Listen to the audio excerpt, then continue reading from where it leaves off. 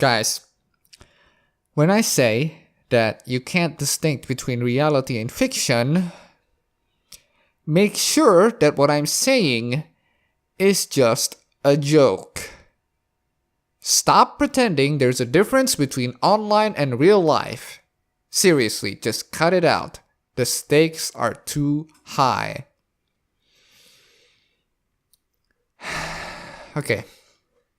I'm the kind of guy who's on the internet like 70% of the entire day, and even I know the difference between online and real life. Can you tell the difference between online and real life? You're gonna attack people being trolls on the internet because you personally cannot distinguish between what's going on in the web and what's going on in real life? This article is gonna be amazing. Sometimes I get into one of those conversations about the internet where the only way I can reply is to quote from the IT crowd. Are you from the past? I say that every time someone asserts that the online world is somehow separate from real life. You'd be surprised how much this comes up, even after all these years of people's digital shenanigans leading into everything from espionage and murder to international video fame and fancy book deals. Oh, what freaking projection. Lady, you're the one who is stuck in the past. The problem is not with the people that you interacted with. The problem is how you see people. Has it ever occurred to these people that the problem that happens to them is thanks to them being absolute jackasses? Has it ever occurred? I'm very sure it hasn't. And that worries me. But now that the US has a president-elect who communicates with the American people almost exclusively via Twitter and YouTube, it's really time to stop kidding ourselves. Before the election, many of us, including me, would have shrugged off of the fake news stories piling up in the margins of our Facebook feeds. Nobody takes that stuff seriously, right? The election of Donald Trump and several recent tweets from the House Science Committee are two strong pieces of evidence that, yes, people do. Yeah, about fake news. There's a difference between fake news and having a conservative opinion.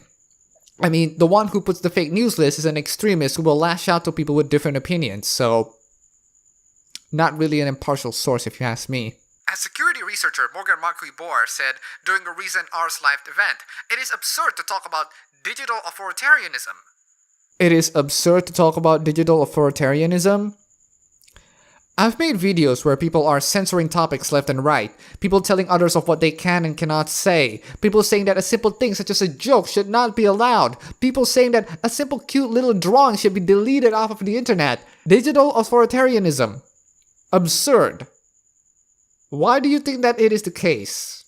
Because these days, state-sponsored surveillance and censorship always have a digital component. It's absurd because it's always been a thing. Go on. Nothing makes this more obvious than the little chunks of online identities that we all carry in our pockets all the time. If a police officer confiscates your mobile, they can gain access to everything you've texted to your friends. If state agents want to track your movement by looking at which cell towers your mobile has pinged, they can. Yes, they can do that. When we actually commit a crime, where we didn't do anything and we just say mean words on the internet, that's just too much of an abuse of authority. You're invading people's privacy just because someone said mean words to this one person. Overkill, don't you think? The Internet of Things, fondly known as the Internet of Extremely Broken and Insecure Things, makes this whole situation even worse. Our homes, our baby monitors, our cars, our offices, and even our city infrastructure are vulnerable to malicious attacks or just trollish tinkering, like the recent bus system hack in San Francisco that took down the smart card system and made bus rides free on Thanksgiving Day. The more we network every last object in our lives, the more our physical reality depends on the integrity of computer networks. Okay, just because the online world can be used for several serious things, doesn't mean that everything online is actually a serious thing. There are things online that you really shouldn't take seriously yet. There are things in real life that you shouldn't take seriously yet. You know, like meninist. Our social lives are networked too. As I mentioned earlier, plenty of evidence suggested that the social media news was a major factor in President-elect Trump's surprise win. But we can also see the real-world power of social media in the explosion of troll culture, whether we're talking about teens bullying each other to suicide, angry mobs driving people off of Twitter with death threats, or maniacs swatting Twitch gamers. Okay, so let me get this straight.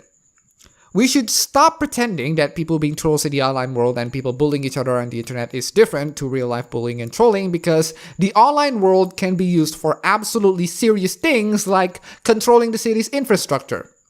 Again, there are so many things online that you should not take seriously yet. For example, Trolling. People sometimes love to troll other people to the point of inciting their rage. Cracked absolutely loves to do that. You shouldn't take every word these trolls have into heart. Don't take it too seriously. Teens bullying each other into suicide? Now, that's an interesting example. I do believe that there are people who can get bullied to the point of suicide online, and I've seen this happen tons and tons of times. But here's the thing. We can't help people who already killed themselves. We can't help people who have been successfully driven into suicide. What we can do is to help people who have been browsing on the internet and tell them, hey, if people bully you on the internet, ignore them. They're only doing it because they want to see you angry and because they're bored. You can piss them off further by ignoring them because caring for them will make things worse for you. Or hey, since you're online, you have all the tools to report cyberbullies on the internet. You can even report it to the police when absolute maggots genuinely harass you. That's totally fine. Angry mobs driving Twitter users out with death threats? Okay, I'm just gonna say this outright. If you're threatening to kill someone on the internet, you're a pussy. A real man would close his laptop and his smartphone, grab a knife or gun, and actually kill the person you're threatening outright without any sorts of threats. Threatening someone, especially an individual, before you kill them is goddamn stupid. That gives them the opportunity for your victim to run away, you freaking moron. This also applies to bomb threats. If you hate the people talking at the panel so much, just bomb the place up, goddamn cowards.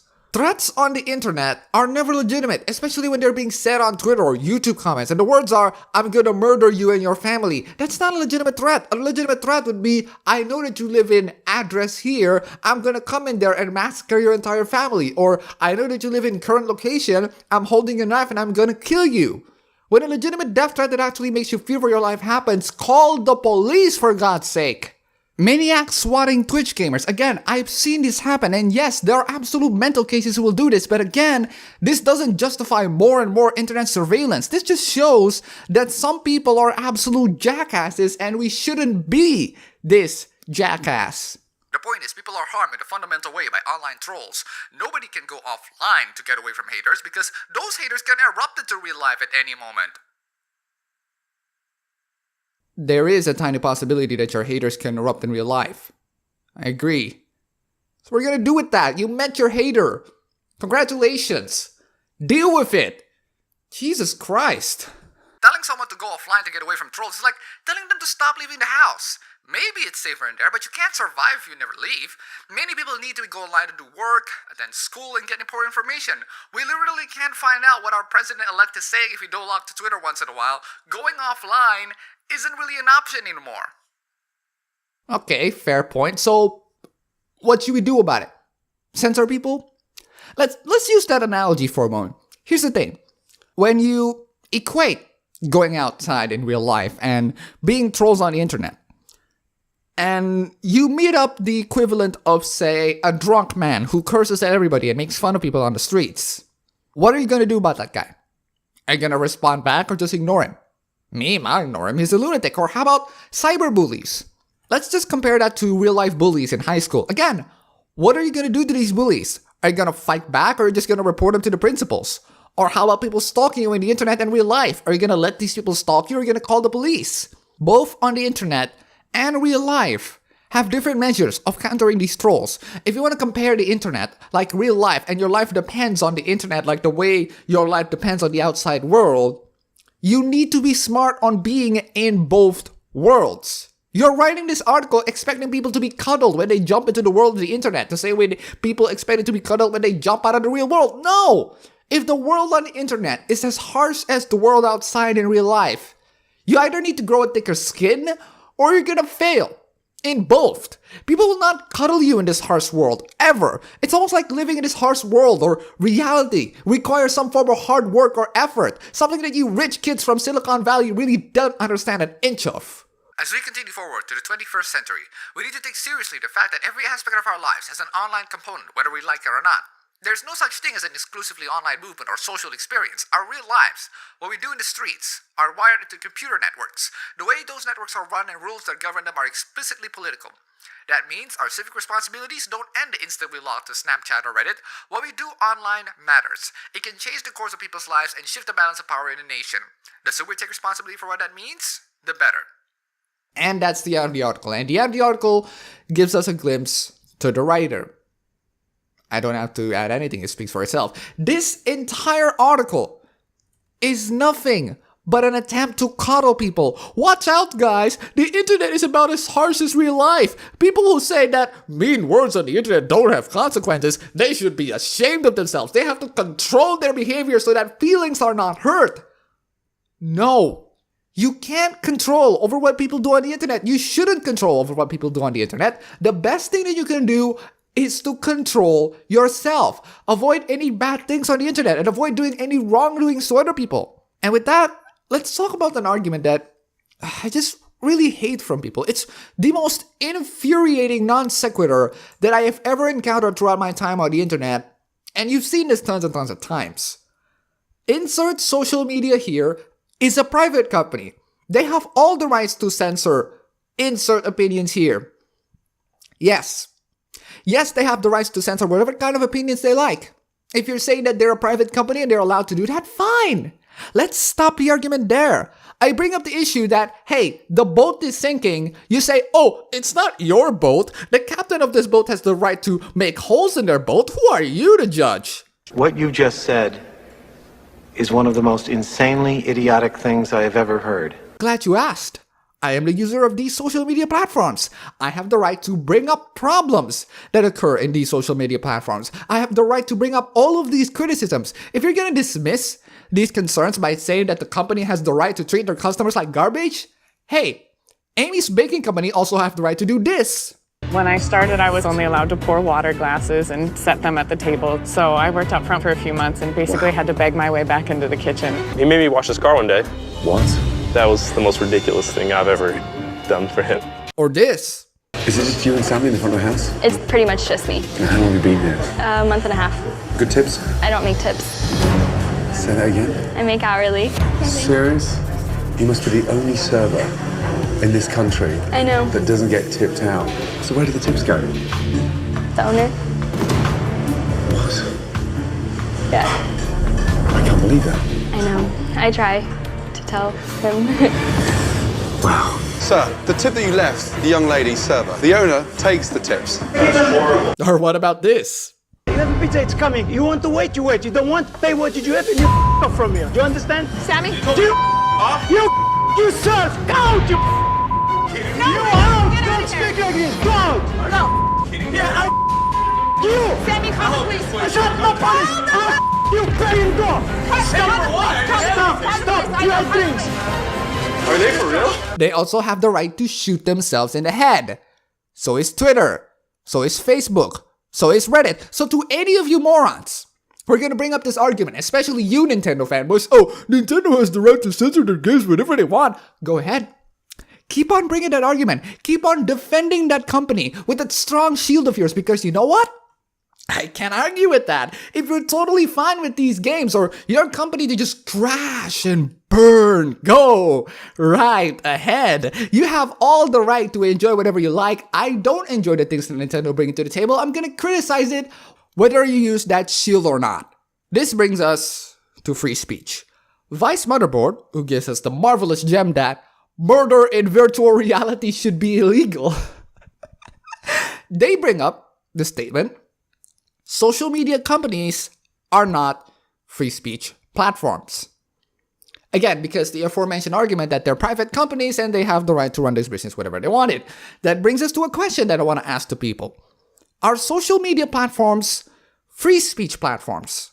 If they aren't, then what are they? I mean, they're a platform to share your opinions, and sharing your opinions is a part of free speech. Are you saying that there are certain things that social media platforms don't allow? I believe that. All social media platforms have their own terms of services, but how far does these terms of services go? I mean, there are social media platforms that don't even follow their terms of services. I hate black people is not allowed, but I hate white people is free to go. Why is being racist to one is okay, but being racist to another is not? Jesus Christ, I feel so bad for white people these days. But let's get reading and see if Motherboard can illustrate some of the things that are not allowed in social media platforms that makes them to be not free speech platforms. The aftermath of the US presidential election has been as troubled as a campaign. Hundreds of hate-driven incidents were reported after Donald Trump... Stop.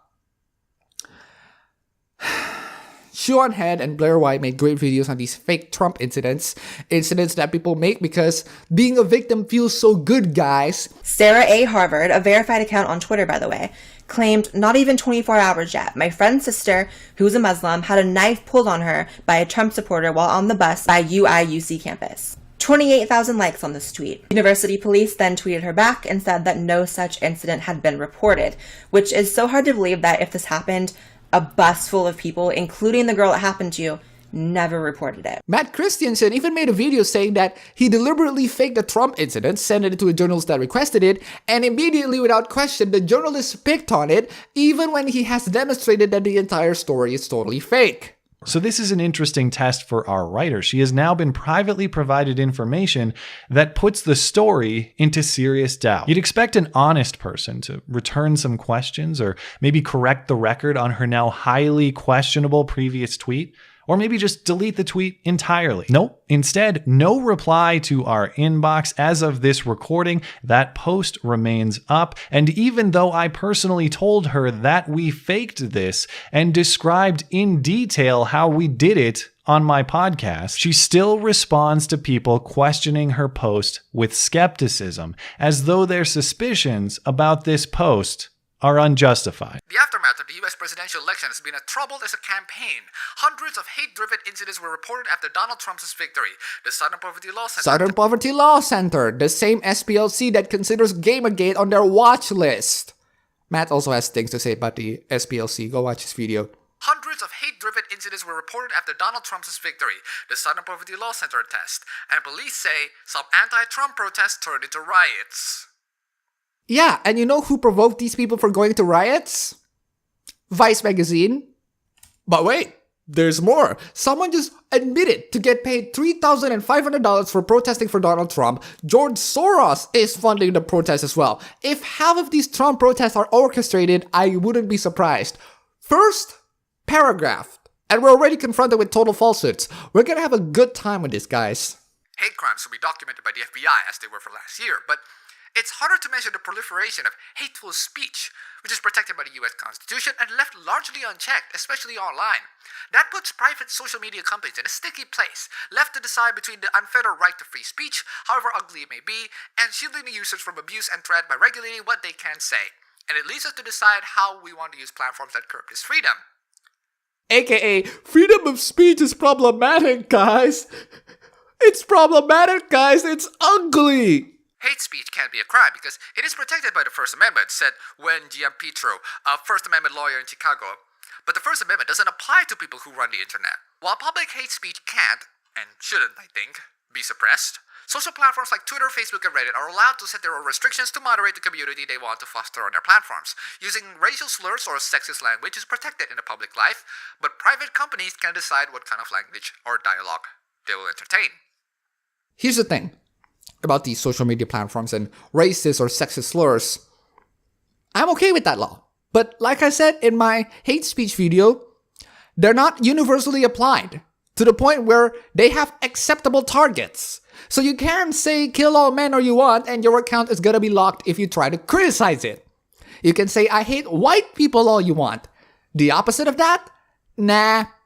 I'm not criticizing your right to police and moderate a community on racist and sexist slurs. I'm criticizing you for either not being good at your job on moderating these slurs or deliberately doing so because you have a bias. That's the problem with social media nowadays. They have a bias. Yes, they're a private company and private companies have their biases and discriminations. But so is a Christian baking company having their biases and discriminations. They're not supposed to be discriminatory. They're supposed to be neutral. And yes, this includes you too, Christian Bakery. They're supposed to be a platform where ideas, including controversial ones, can clash to each other and be discussed. If, for example, you want to moderate a social media platform and you want to remove racist and sexist slurs, I expect you to be neutral. I expect you to moderate all forms of racist and sexist slurs directed to anyone and any race and any gender. But you didn't do that. This inherent bias that social medias have is a big hole in their slowly sinking boats. Their job is to be impartial, not leading towards a particular ideology, because at that moment, the term social media should be abandoned entirely. These platforms are no longer social medias. They're now echo chambers. Social medias will actually have discussions and conflicts of the most controversial topics. Echo chambers only have one idea, and one idea only that is acceptable. My criticism and everybody's criticism to these social medias have always been the same. They have deviated away from their main purpose of being a social media. They're now hug boxes. They're now echo chambers. Again, all of these social medias have the right to run their business whatever they wanted, the same way Amy's Baking Company have the right to run their business whatever they wanted. If you keep on bringing that they have the right to do whatever they wanted argument, that's fine. You're free to dismiss my criticisms with whatever rhetorics you want. I am not the captain after all. I'm here just a concerned passenger trying to fix this boat by bringing up the relevant issue at hand. But if they don't want to listen, either we sink together or the passengers will form a line to the nearest lifeboat. Twitter's new guidelines released last week demonstrate the company's latest reaction to constant reports of abuse and cyberbullying. The platforms allow users to report hateful conversations, block racial slurs, and opt out the whole conversations in an attempt to distance abusers from their victims. Think of it as a mechanism to control who steps into your home versus the inevitability of encountering strangers on the street, which is important for those of us who have to deal with online abuse on multiple occasions. So, on the line of having policies to censor opinions, you're also gonna cuddle people on going to the internet. I'm sorry, real life. They're not so different now. We're gonna need social media senpai to cuddle us as we get through. In the past few weeks, Twitter have taken some of its boldest moves to date. It suspended or banned several members of the so-called alt-right movement, including prominent spokesperson Richard Spencer, as Vice reported. That means those Can who I subscribe... stop you there for a moment? Right there. Richard Spencer has opinions that I really disagree with, but what are you gonna prove on banning him or any other alt-right accounts? These alt-right accounts that you block, let them exist. You let people who say, I hate white people exist. You have the alt-right people saying white people is the superior race. I think you know you're banning them now. Again, extreme display of bias from Twitter and a social media that is supposed to be neutral and impartial. I mean, Twitter's level of bias is to the point of protecting pedophiles. Other platforms like Reddit are less likely to intervene, regardless of their users' vitriol, as game developer Yana Wu pointed out. This could explain why white nationalist groups have chosen to communicate primarily through these forums. However, even Reddit, which had long time been the paragon of free speech social platform, has introduced guidelines and restrictions for its users, including language that threatens, harasses, or bullies other users. You are so extreme on your ideology. You're so concerned about these white nationalists. You're not even aware of the racism against white people. The US, unlike its neighbor Canada, protects all speech, including hate speech, as long as it doesn't incite violence. But that line is increasingly blurry since communities now grow and organize online. Reddit threatens teaming with anti-Semitic, anti-LGBT, or anti-black comments, for example, are the same ones calling for real-life demonstrations and actions. This leads to the official subreddit of the alt-right, and yes, there are anti-Semitic comments, there are anti-black comments. If you find this concerning, can I ask you something? Do you find Vice magazine telling people to just be rude to Trump supporters concerning?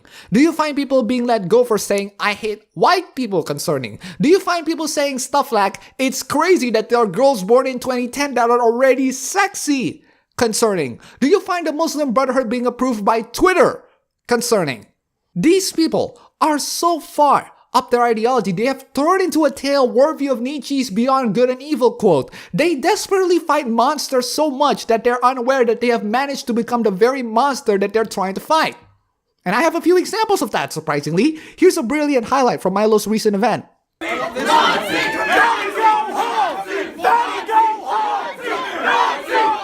Where's the pro-LGBT sentiments you have in there? Or how about this gem from this girl? Right. Well, I'll make sure that everybody I know doesn't shop here anymore. I won't shop here anymore. Look, I've been here since 1986. Congratulations. Look, and then you know how many times I heard people, they say, oh, we're not going to shop here. I could care less. You could care less? Oh, yeah. You know That's why? a really sad mentality, but it just shows that you are Israeli if that's your mentality. I love it. I don't have to say anything. Straight up anti-Semite.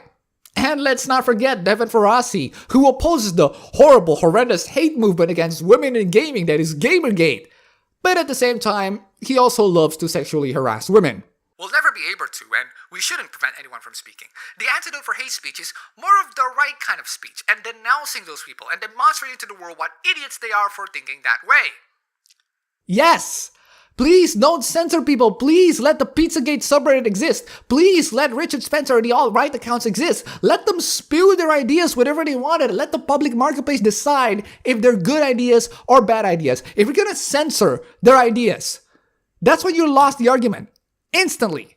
It's important to note that online hate speech and hate crime did not begin with Donald Trump and his supporters, nor will it end with his presidency. Fighting for civil rights is an ongoing process, and many choices that Twitter and Facebook make will not necessarily mean people won't carry the same hateful conversations or the antidotes to them in real life.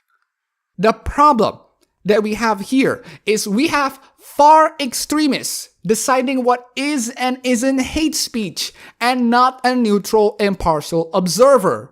But Americans are still largely unaware of the algorithms and parameters they're speaking within, as they share every political and social view they have on social media platforms. And this election has given us the opportunity to figure out how we can become a more informed public without the limitations of both censorship and abuse.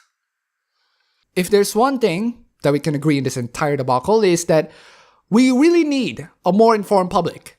And the mainstream media, including social media sites, are contributing into the idiocy of the public by banning dissent and differing opinions. They don't want the public to stop and think. They don't want their brains to work because that would be extremely uncomfortable. What they want is for them to be fed with one idea and one idea only, because one idea is not too hurtful to the brain. This is the culture of cuddling that we're seeing constantly with the rampant censorship of so many different social media sites. This is a regressive mentality that will bring the public society into absolute morons. To make our society smarter and more informed, we need to have dissent, differences of opinions, conflicts of ideas. Yes, it might lead into flame wars, but I'd rather have flame wars than an echo chamber. It's good that you have your brains working. It's good that opinions conflict and clash, and you try your hardest to find a common ground, something that is reasonable to your end. If these social media sites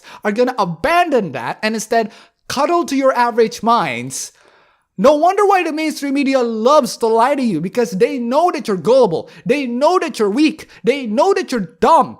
Either you buy into their narrative or you don't. You want to be a strong, independent individual or a sheep for the government to abuse? Your choice. That's all for the video today. If you like this, you can go ahead and click the like button and subscribe for more. If you wish, you can support me on Patreon. And thanks for watching.